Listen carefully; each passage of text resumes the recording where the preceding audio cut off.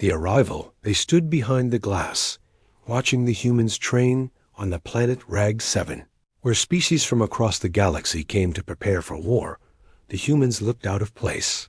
They were smaller than the Drakkar, slower than the Vril, and had less armor than the Zarn.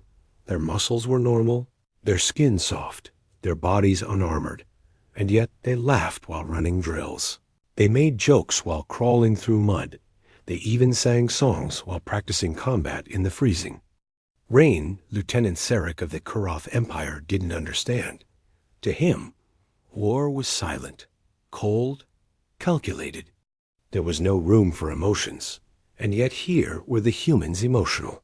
Chaotic, alive, pathetic, hissed Commander Krell, standing beside Sarek. They cry over their dead, they sleep too long, and they waste energy with laughter, weakness. In every step, Sarek didn't respond. He had heard these words many times. Every empire said the same thing. Humans were weak, humans were soft, humans were slow. But if that were true, why hadn't they fallen? Why had no one conquered Earth? Why did rumors say that even the feared Krask Legend lost 3 ships trying to invade a human colony?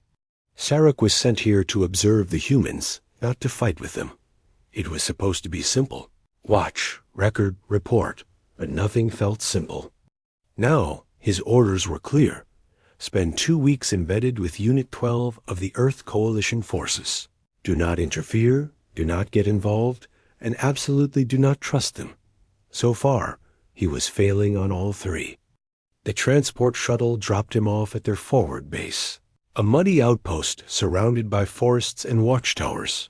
The air smelled of metal and oil. The ground was filled with boot prints and weapon crates.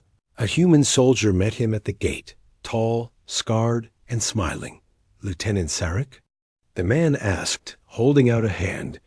"Captain Elias Monroe, Earth Unit 12. Welcome to Hell." Sarek didn't shake hands, but Elias didn't seem to mind. He turned and waved for him to follow. As they walked through the camp, Sarek observed.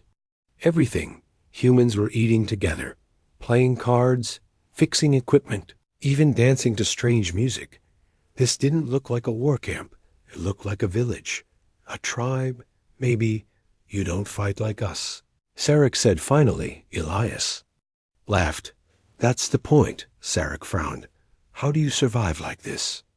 Elias paused near the weapons locker and looked at him, serious now. "We survive because we remember," he said. "Every human here has lost something. A home, a friend, a planet. We fight not just to win, but to make sure no one else loses what we did." Sarek said nothing. There was something sharp behind those words, something painful and honest. Later that night, a siren screamed through the camp. Sarek jumped to his feet. Soldiers ran toward the eastern perimeter. "Weapons ready. Unidentified drone sighted," Elias shouted, handing Sarek a small rifle. "You coming or staying in the bunker?" Sarek hesitated. He wasn't supposed to fight, but the fire in Elias's eyes, it called to something inside him. "I'm coming," he said. They reached the ridge, and Sarek watched in silence. Humans didn't shout commands like the Kuroth. They moved fast, used hand signs, covered each other's blind spots. They set traps using leftover wires and broken parts. It was messy, improvised, and it worked. When the drone appeared, 3 humans took it down in 6 seconds. One of them was injured, bleeding from the shoulder. Sarek rushed to help, but the human only grinned. "It's just a scratch. I've had worse from my ex-wife." Everyone laughed. Even in pain, Sarek stared at them, confused. This wasn't how warriors were supposed to act, but somehow it made them stronger. Back in the tent, Elias looked at Sarek and asked, "What do you think of us now?" Sarek sat quietly for a moment, then replied, "You are not what I expected." Elias smirked. No one ever expects the humans. As Sarek lay in his bunk that night, he thought about everything. The laughter, the pain, the courage, the chaos. He was starting to understand. Humans weren't weak. They were just different. And maybe, just maybe, it made them the most dangerous force in the galaxy. The mission sky was dark, filled with low clouds and distant flashes. Sarek stood with Unit 12 near the edge of a mountain pass. Below them, hidden in the valley, was the Kresh outpost. It was well guarded, protected by thermal sensors, auto turrets, and cloaked mines. No one expected a full strike, not with so few soldiers. But the humans had other ideas. Captain Elias Monroe knelt beside. A map spread across a cold metal crate. He pointed to 3 paths. None were safe. Sarek listened closely, surprised by the plan. They weren't going to avoid the danger, they were going to use it. "Wait," Sarek said. "You're walking into a minefield to get closer?" Elias looked up and smiled. "They'll never expect it." Sarek stared at the human captain, unsure if he was brilliant or insane. Maybe both. The team split into 3 groups. Sarek was paired with Private Jin and Sergeant Ramos, 2 humans. With different styles, Jin was quiet, focused, always checking angles and rechecking sensors. Ramos was loud, confident, joking even as they moved toward death. "Relax, alien," Ramos said, slapping Sarek on the back. "You'll live longer if you smile more." Sarek didn't smile. He scanned the ground ahead, watching for traps. They used low-light goggles, heat vision, and sound mapping. Still, a mine exploded 20 meters behind them. One of the other teams triggered it. No screams followed, just static. One more gone. Sarek moved faster, not for glory, but for survival. When they reached the wall of the outpost, Ramos pulled out a tiny silver cube. "Gift from Earth R&D," he whispered. He pressed it against the wall, and within seconds it melted a perfect hole. No sound, no fire, just smooth silence. Inside, the enemy guards walked their usual rounds. Complacent, predictable. Humans waited for the right moment, then struck like ghosts. Jin disabled the security node, while Sarek and Ramos handled the guards. Sarek's claws tore through the armor of one Kresh soldier, while Ramos slammed another with a shock baton. It was brutal, efficient. Sarek had fought many battles before, but this felt different. It wasn't just about killing. It was about protecting the team. Every movement mattered. Every step was calculated to keep others alive. They reached the central core. Jin connected a charge to the fusion relay enough to overload the base's power grid. That's when everything went wrong. A hidden door opened. 3 more enemy units stormed in, firing plasma bursts. One shot hit Jin in the leg, spinning him to the ground. Ramos yelled, "Cover me." He rushed in, dragging Jin behind a crate. Sarek moved without thinking, throwing himself between them and the enemy fire. A blast hit his shoulder, burning through armor and flesh. He screamed, but didn't fall. He fired 3 clean shots, hitting the enemy square in the neck joints. They dropped instantly. For a moment, silence returned. Then Jin groaned, still alive. "Barely." Ramos looked at Sarek, eyes wide. "Didn't think you had it in you," Sarek panted, wounded. "But standing, I was trained well." "You were born for this," Ramos said with a grin. "Welcome to the squad." They carried Jin out, rushing through dark halls as alarms blared. Outside, the other groups were already retreating, the base rumbling behind them. The fusion core exploded moments later, shaking the ground like thunder.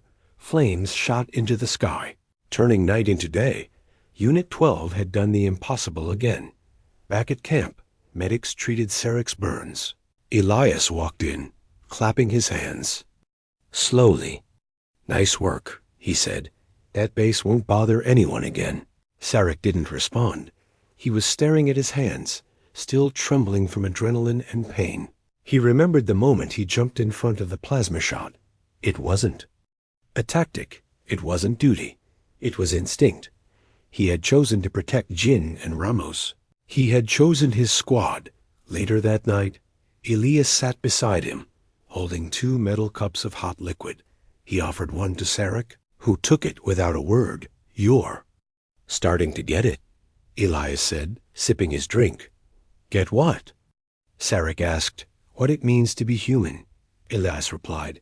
We bleed, we burn, we scream, but we don't leave each other behind. And sometimes we win not because we're strong, but because we're together, Sarek looked into. The fire, the heat warming his alien skin. He didn't reply. He didn't need to. Something inside him had already changed. The sky was gray, and rain fell like cold needles. Sarek sat outside the recovery tent, his shoulder still bandaged from the plasma blast. His body ached, but his mind ached more. He kept seeing it the moment he stepped in front of that plasma. Shot, he didn't think. He didn't calculate. He just moved, like a human. Captain Elias walked over and dropped a protein bar into Sarek's lap. Eat, he said. It helps more than you think. Sarek unwrapped the bar slowly. It tasted terrible, but he didn't complain. He was starting to understand how things worked here. No one asked for comfort. They asked for each other. That afternoon, the squad held a remembrance circle. 3 soldiers had died in the last mission. There was no grand ceremony, no long speeches, just quiet stories. And a single helmet placed on a crate. Sarek stood in the back, unsure if he should even be there. But Elias looked at him and nodded. Family is family, he said simply. After the circle ended, Sarek approached Private Jin, now resting. With a brace on his leg, You could have died, Sarek said, voice low. Jin shrugged. We all could. Then why risk it? Sarek asked. Jin smiled weakly. Because someone once saved me, Sarek didn't reply. There were no words for that kind of answer. 2 days later, orders came in. Unit 12 was to escort a group of scientists to a crashed research pod. It sounded simple, but nothing on this planet ever was. The pod had landed in a ravine, surrounded by jagged cliffs and high radiation. Perfect place for an ambush. They left before dawn. Sarek chose to walk instead of taking the crawler. The wind was sharp, but the movement kept him focused. He walked beside Sergeant Ramos, who seemed unusually quiet. You all right? Sarek asked. Ramos nodded slowly. Just thinking. My brother was in Unit 4, he said. Got wiped out last year on Vorder Ridge. People said it was hopeless, but he still fought to the end. Sarek hesitated, then said, That's what humans do. Ramos gave him a strange look, then smiled. Yeah? And you're starting to do it too. As they reached the pod site, something felt off. No birds, no sound at all. The silence pressed on their skin like a warning. Elias raised a fist, and the squad froze. Mines? Sarek asked. Worse, Elias whispered. Cloakers. Suddenly the air shimmered, and energy bolts flew from the ridge. Enemies in active camouflage gear fired down from above. One scientist screamed as a bolt struck her side. She fell behind. A rock, bleeding badly. Ramos sprinted into the open to pull her back. He caught 2 shots to the chest and collapsed. Sarek didn't think. He dashed forward, dragging both of them behind a metal crate. His shoulders screamed with pain, but he didn't stop. The rest of the squad returned fire, but the enemy was dug in. It was a trap, and they were losing. Elias crawled to Sarek's side, face bloody. We're pinned, he said. We need. Time to get the scientists out. Sarek looked at the ridge, then at the smoke grenades in his pack. He grabbed them without a word. Wait, what are you doing? Elias asked. Sarek didn't answer. He just ran. He moved like a shadow through the rocks, tossing smoke in all directions. The field filled with thick gray fog. Hiding shapes, confusing sensors. He used the Kuroth language to mimic enemy commands. Through his comms, the cloakers hesitated just long enough. That's when the humans charged. A full push up the ridge. Rage in their eyes, the enemy fell back, disoriented by the chaos. They weren't used to this kind of fight, this kind of madness. When the shooting stopped, The ground was scorched, the ridge broken, and 10 bodies lay still. But the squad was alive. So were the scientists. Sarek collapsed near Ramos, who was barely breathing. A medic shouted, "He's got a pulse." Sarek let out a long breath, feeling something he hadn't felt in years: relief. Back at camp, Ramos was stabilized. Elias walked up to Sarek later that night and handed him a small badge, a silver circle with a star in the middle. "What is this?" Sarek asked. "Courage under fire," Elias said. "Not many earn it." Sarek stared at the badge, then looked up. "I don't deserve this." Elias leaned closer. "You ran into fire to save 2 lives. You took a hit for someone you didn't know. You did something not because it made sense, but because it was right. That's what makes a soldier." Sarek looked away, trying to hide the storm in his chest. He wasn't just an observer anymore. He was one of them. And deep down, he knew something inside him had changed forever. Smoke curled above the hills like ghosts. The smell of burning metal mixed with rain and blood. Sarek stood silently beside a shattered drone, his claws still shaking. He had seen many battles before, but this one was different, because this time he had fought not for orders, not for glory. He had fought for people. Inside the field medbay, Sergeant Ramos was unconscious, his chest wrapped in layers of gauze. Machines beeped quietly, steady but slow. Private Jin sat nearby, staring at the floor, hands trembling. No one spoke much after the ridge fight. They had won, but it didn't feel like victory. It felt like survival, barely. Captain Elias called a team meeting that evening under the broken shelter near the fuel tanks. Only half the unit showed up. Some were too hurt to walk, others too. Lost in their own heads, Sarek stood in the back, unsure why he even came. He wasn't one of them. Not fully, not yet. Elias spoke with a calm voice.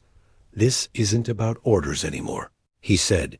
"This is about blood, not the kind in your veins, but the kind we spill together. Blood shared in battle makes bonds no enemy can break." Sarek listened carefully. These words weren't from the Karath war manuals. They came from somewhere deeper, a place Sarek had spent his whole life avoiding emotion. That night, Sarek couldn't sleep. He walked the perimeter alone, watching the rain slide down the laser fencing. He thought about Ramos, still unconscious. He thought about Jin, barely holding it together. And then he thought about himself. Why was he still here? He wasn't human. He had no reason to care. And yet, he did. Before dawn, a transmission arrived. Urgent, encrypted, dangerous. Another human outpost. Site 14 had gone dark. No communication for 6 hours. It was supposed to be a peaceful science. Post now, it was a black hole. Elias formed a small squad for recon. Jin, still limping, insisted on going. Sarek joined without hesitation. He didn't even wait for orders this time. They flew out in silence, no lights, no signals. Only static greeted them as they landed near Site 14. The station was in ruins, walls scorched, gates bent inward. Like something had forced its way through. No bodies, no signs of resistance, just emptiness. Sarek moved ahead, senses sharp. He saw drag marks in the dirt, heavy, deep, uneven. Jin found shattered helmets near the fuel tanks. All empty, all cracked from the inside. Something had gone very wrong here. As they approached the command center, the air grew colder. Elias signaled a halt. Then they heard it. A whisper, not words, just breathing. From the shadows stepped a young girl human, barely 10 cycles old, covered in soot, eyes wide with fear. She didn't speak, just pointed to the storage bay. Inside, they found them survivors, maybe 10 total, hiding behind overturned crates. One of them, an older man, looked up and muttered. They came from the tunnels, silent, fast. They weren't just killing. They were hunting. Sarek helped the girl out, her tiny fingers gripping his claws. She didn't fear him. She just held on like he was her last anchor in a drowning world. That small gesture shook something loose in Sarek's chest. He had seen so many wars, so many dead, but never had he held something so fragile, so human. They evacuated the survivors, but Sarek stayed quiet the whole ride back. He stared at the girl sleeping beside him, curled up like a flame trying to survive the wind. He didn't know her name, but he would never forget her face. Back at base, Elias walked over and sat next to him on the loading ramp. She reminded you of something, didn't she? He asked. Sarek nodded. Of someone I lost long ago. Elias didn't press further. He just said, "That's why we fight, Sarek. For those who can't." Sarek looked at the stars above. He thought about blood, not just red or blue, not species or rank, but the bloodline of pain, of sacrifice, of connection.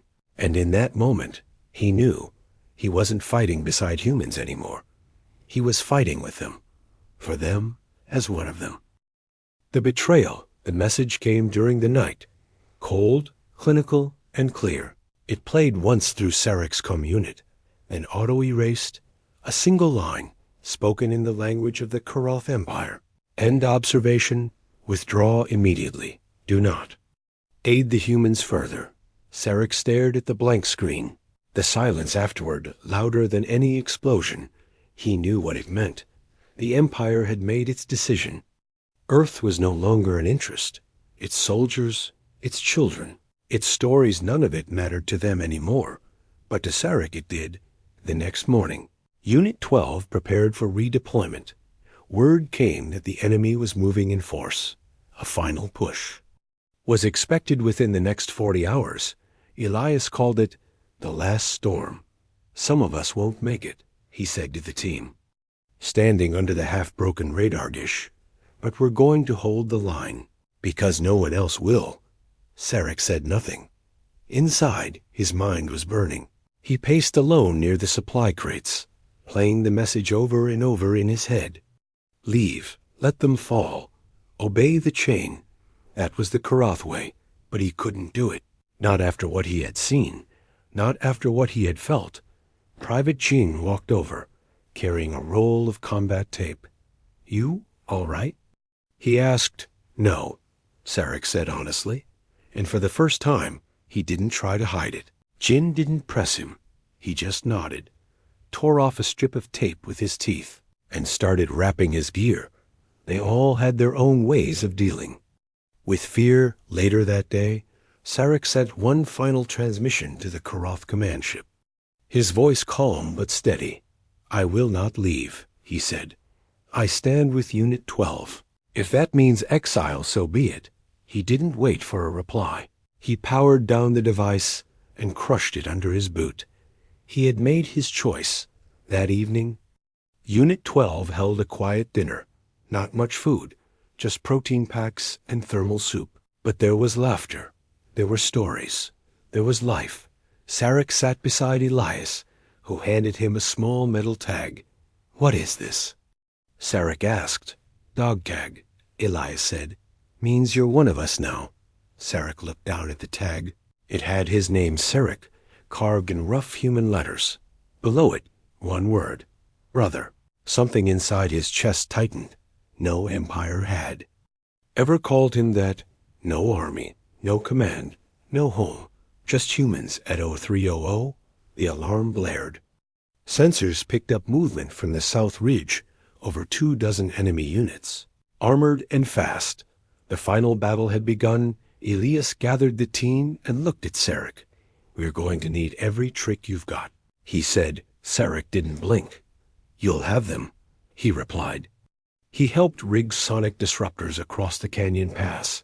He used Kuroth cloaking gel to camouflage key turrets. He even taught them how to mimic the enemy's own signals to delay their response time. No more holding back. No more half steps. If this was his last stand, it would be worthy of the humans who had accepted him. When the enemy hit, they hit hard. The sky lit up with plasma trails. The ground shook from blast cannons, but Unit 12 did not break. They moved like one living thing, loud, fearless, unstoppable, even with injuries, even outnumbered. They pushed forward. Sarek fought beside Jin and Elias in the front trench. He took a blade to the leg and kept fighting. He tore through armor. With his claws, covered blind spots, and dragged 2 wounded soldiers to safety. But then Elias went down. A sniper bolt hit him in the back, and he dropped behind a sandbag, motionless. Sarek screamed his name and crawled through fire to reach him. His heart pounded louder than the war. Elias was alive, but barely. "Don't." "Stop," Elias whispered, blood on his lips. "Win this." Sarek stood, lifted his rifle, and roared. The enemy paused for just a second, long enough for Jin to launch a flare, long enough for the last line of turrets to activate and fire at full charge. The enemy broke, scattered, retreating down the hill. It was over, not clean, not glorious, but they had won. Sarek dropped to his knees beside Elias, who looked up. "Weakly, I stayed," Sarek said quietly. "I chose you," Elias smiled. "Barely I know," he whispered. "You didn't have to." "But I wanted to," Sarek replied. The medics rushed in, and Sarek stepped back, exhausted, wounded, and changed. He looked at the burning hills, the smoke rising like a flag. He had betrayed the Empire, yes, but he had found something greater. He had found his people. The last push the camp was silent. Not the peace of safety, but the silence that comes before a storm. Machines hummed softly. Wounded soldiers rested. In medbays, and every hand prepared weapons, like they were sharpening memories. Sarek stood on the edge of the perimeter wall, staring out into the dark. He knew they had only delayed the enemy, not defeated them. The last battle had cost them more than lives. It had cost them time, and now enemy forces were regrouping. Bigger, meaner, and fully armed, sensors showed movement across every ridge. Hundreds, maybe more. This wasn't a raid. This was a wipeout. Captain Elias still lay unconscious, hooked to machines. Sarek had visited him twice that morning, once to sit in silence and once to whisper, "We'll finish what you started." Wasn't alone anymore. Unit 12 was ready but tired. Private Jin was now acting squad lead, limping but standing tall. His voice cracked when he gave orders. But no one questioned him. Sarek walked into the war tent where everyone had gathered. Jin looked at him and said, "They outnumber us 10-1. Then we need to fight like 20. Sarek replied without hesitation. He spread a map across the table, marking it with rocks and empty ammo casings. "We can't beat them with strength," he said, "but we can beat them with surprise." He laid out a new plan, part human, part Karath, and fully insane.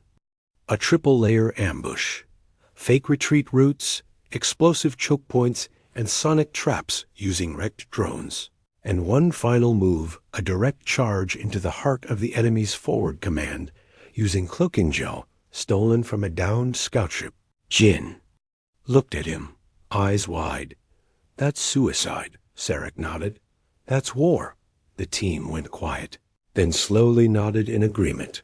There were no more safe options, only the choice to stand or vanish. The night before the push, Sarek sat outside the medbay. He looked up at the stars, at Earth's sun in the far distance. Barely visible, he wondered what it would feel like to see it up close, to walk on a world where children weren't hunted, where blood wasn't a currency. Elias stirred once during the night, his eyes fluttering open. He didn't speak. He just looked at Sarek, then closed his eyes again with the smallest smile. It was enough. At dawn, the ground trembled. The enemy marched with fire and banners. Thinking the humans were broken, they were wrong. Unit 12 had already vanished into the cliffs. The enemy walked straight into a narrow ravine. Where the first trap detonated, boulders crashed down, sealing half their force inside a burning choke. Then came the sonic trap's hidden devices, reprogrammed to release piercing static, tuned to alien nervous systems. Soldiers dropped their weapons, clutching their heads in agony. That's when the humans attacked, from both sides of the canyon, howling, firing. Sprinting like shadows made of fire and bone, Sarek led the charge from the front, his armor covered in mud, his rifle low and deadly. He didn't hesitate. He had no fear left to burn. One by one, the enemy lines fell, but the battle was far. From over, their command corps, heavily shielded, was still standing behind the ridge, and from it they directed waves of reinforcements. Jin looked at Sarek and said, "Now or never." Sarek nodded, triggered the last vial of cloaking gel, and vanished. He sprinted low and silent toward the shield bunker, passing burning trees and dying machines. He reached the rear wall, planted the disruptor charge, and whispered a final code into his com. Go. The blast echoed like a god's roar. The command center burst open, and Jin's squad poured in. Hand to hand, tooth to blade, no rules, only survival. Sarek took a blade to the side, a blunt hit to the head, and still kept moving. He grabbed the enemy commander, taller, stronger, and drove him into the console. Wires sparked, screens shattered, and the command network collapsed. The enemy froze across the battlefield. Their orders gone, their links severed. It was over. When the dust settled, only 14 members of Unit 12 stood, bleeding, limping, laughing through broken teeth. But they stood. Sarek sat beside a tree stump, pressing a gauze to his ribs. Jin dropped next to him and said, "You're insane." Sarek chuckled. "Humanity is contagious." Back at camp, as medics worked and survivors gathered, the radio finally clicked on. A single voice came through. "Captain Elias Monroe, status." "Request." Sarek walked to the mic, looked at the unconscious man still resting inside, and replied, "Alive." And for the first time in a long time, Sarek didn't feel like a visitor. He felt like something else. He felt like home.